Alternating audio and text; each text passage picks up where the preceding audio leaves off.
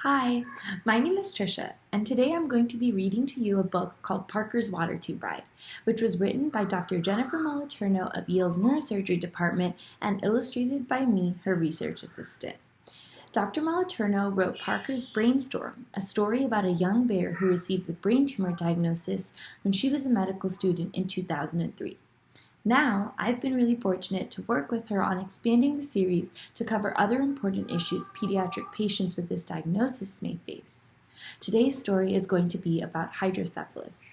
Before I begin the reading, I'd like to send a really big thank you to the Children's Brain Tumor Foundation for hosting this event, as well as a big thank you to the Lovemark Foundation and Dr. Susie Barris for making the eventual publication of this book possible. Thank you, and I hope you enjoy the reading. Parker's Water Tube Ride. This is Parker.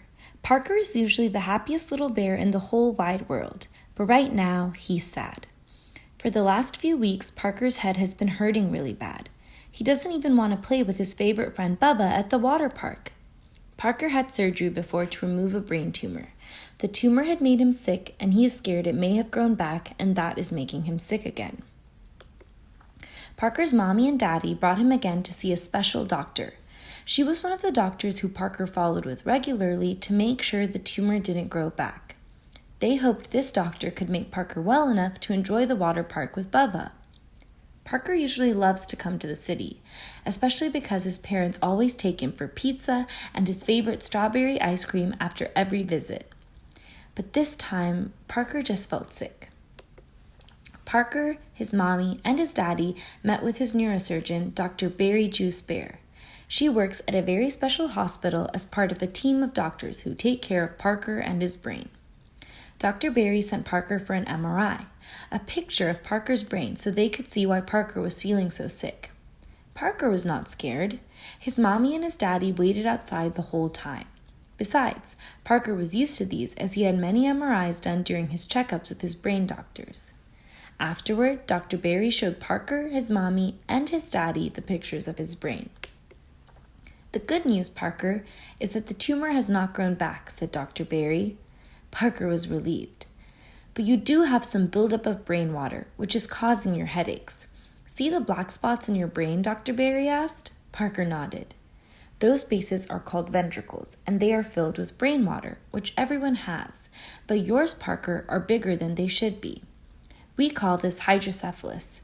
It can commonly happen in children and even adults who have had or have brain tumors, and it can make people feel really, really sick, she said. I can help fix this by placing a small tube that runs from your head under your skin and fur to your belly. Parker was confused. He didn't understand how a tube would make him feel better. Dr. Berry explained. You know how the water starts at the top of the slide and makes its way down to the bottom at a water park, she asked Parker. Well, she continued, just like a water slide, a small tube called a shunt can help move some of the brain water from your head into your belly. She showed him an example. Your belly then drinks up all the brain water without any problem, said Dr. Berry. And just like the water slide, the fluid moves in only one direction, Dr. Berry smiled. This will make you feel a lot better. Parker would need to have another operation to place the tube. Dr. Berry explained that they would use a special sleep medicine just like during his brain tumor surgery, so Parker would not feel a thing during the operation. This surgery would be a lot shorter than his brain tumor surgery, which made Parker feel better too.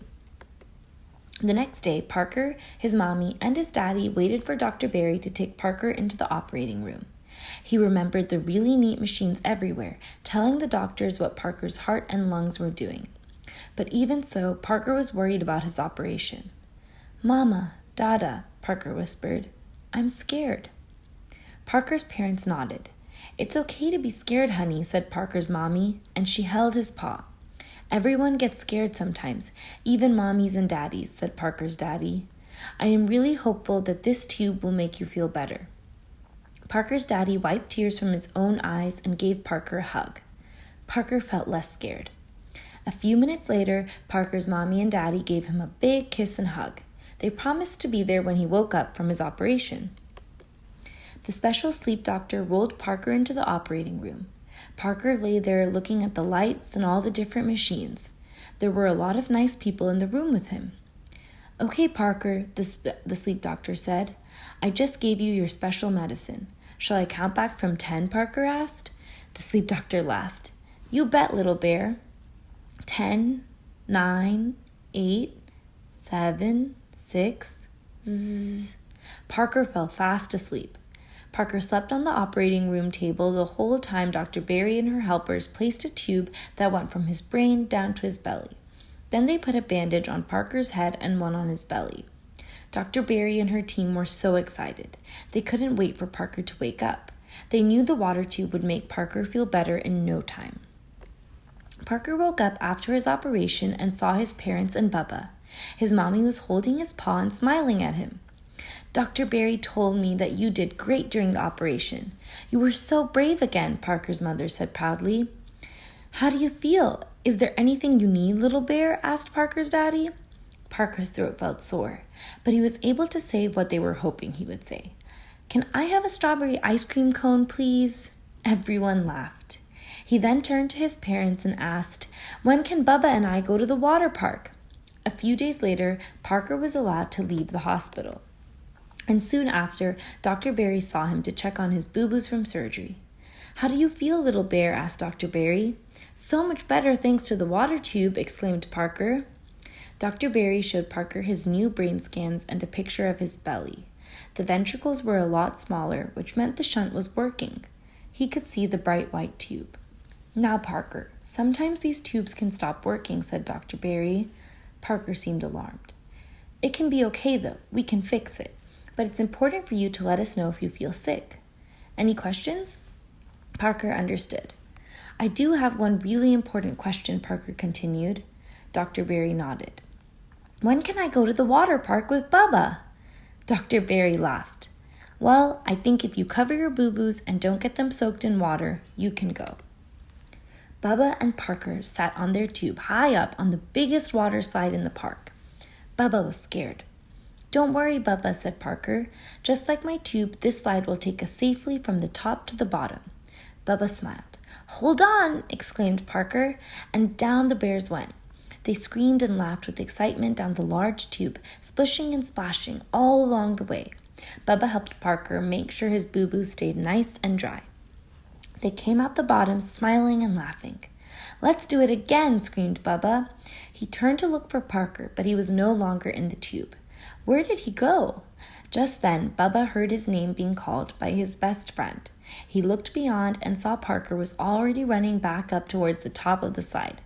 "Wait up, Parker!" cried Bubba, and the two friends had so much fun the rest of the day.